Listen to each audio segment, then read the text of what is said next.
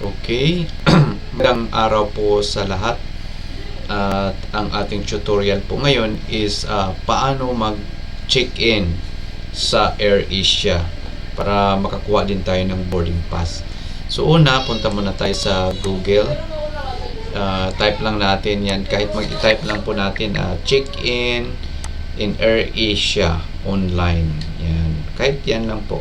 Or pwede nyo type airasia.com ito. So, ayan, check lang natin yung check-in for flight AirAsia. Ayan. Pasensya na, medyo hindi malinaw yung camera ko. Pero malinaw naman yung screen. Okay, so hintayin lang po natin ang ayan. So, i-enter nyo po yung booking number or PNR. Okay. So, for example, ito, no?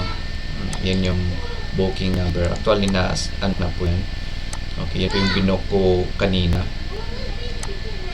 Ayan. So, ngayon, patapos nyo na po, ilagay nyo yung booking number and then first or last name, pwede po. Tapos, start check-in po tayo. Ayan. Start check-in. Okay. So, ngayon, pindutin natin tong view e-boarding pass. So, titingnan natin yung boarding pass. Click mo lang po. Ayan.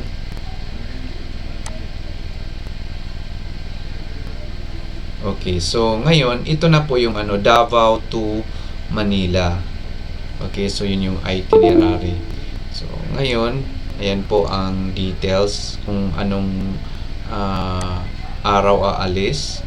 Okay, nakalagay dito po sa sa ibaba po ng Davao to Manila. So Sunday, October 6 din yung time. Ayan.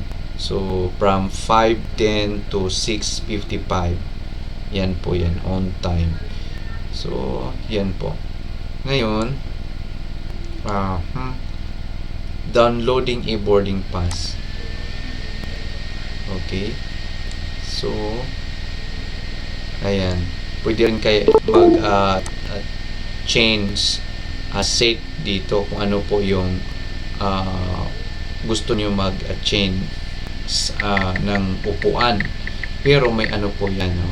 Book now and get 10% off on baggage. Mayroon po yan. Bayad po. Add baggage, pre-book meal, add insurance kung gusto niyo po na may insurance yung in case, di po ba? So, nasa inyo na po yan kung gusto niyo.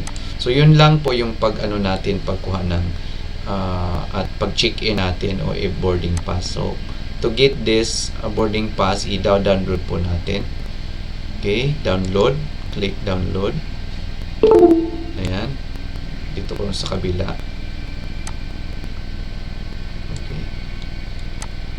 Using this e-boarding pass, so you can download and share this e-boarding pass with or other guests in your booking.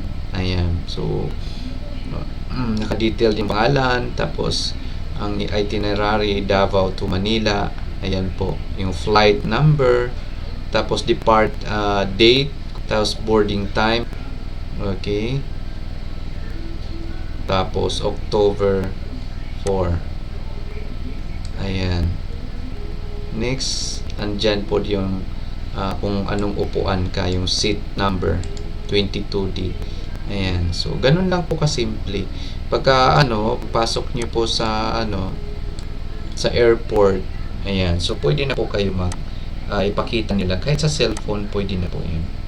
Okay. Ganun lang po kasimple, guys, ang pagkuha po ng e-board pass. Okay, online.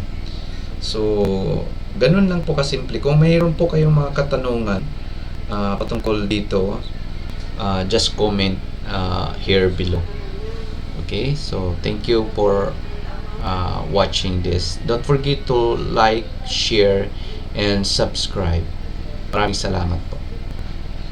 Bye-bye.